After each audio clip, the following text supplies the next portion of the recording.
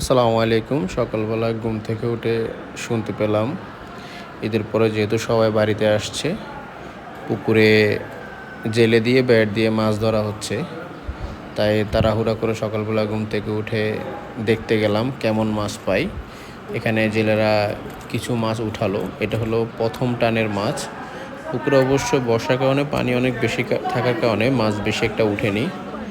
দ্বিতীয়বার আবার ব্যাট দেওয়া হলো যাতে আরও কিছু মাছ পায়, কারণ ঈদের সময় তো মোটামুটি মানুষ বাড়িতে আছে, এখন সবাই ছুটি চলছে, এটাই হচ্ছে কথা।